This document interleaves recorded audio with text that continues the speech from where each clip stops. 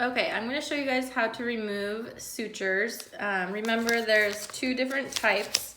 This, I don't know if you can see it on the package up here. It says silk sutures. Those are the ones that would have to be removed in the office. The ones like on this pack where it says the chromic gut, those are dissolvable. So those, the patient would just go home after surgery, and then they would usually dissolve on their own within like 5 to 10 days, something like that.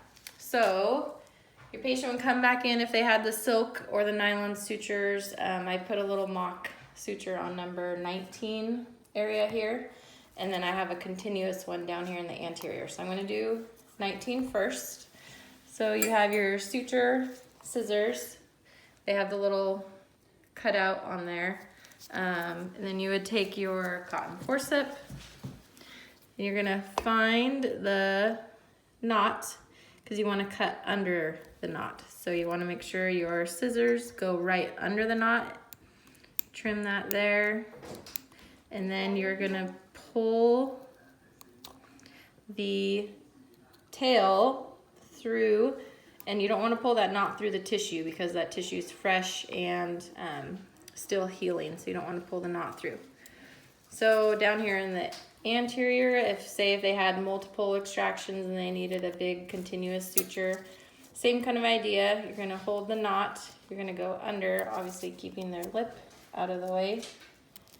Cut the knot here, and then you can cut each of these if you can prior to pulling the suture through. And again, just make sure the little hook of the scissors is going away from the tissue and not into the tissue.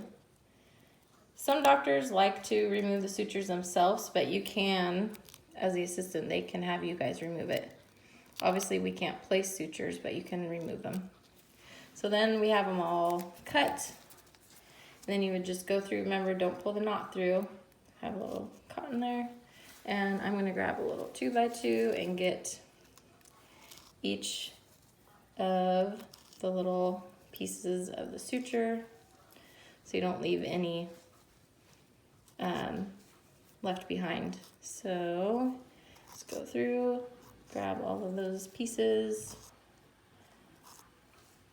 And then the doctor would usually come take a look and make sure that the tissue looks like it's healing okay. Oopsie, let's get that tucked back in there.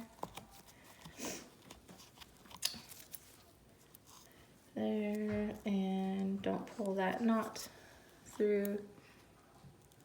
That one's still kind of attached, so I'm just going to trim it a little bit more.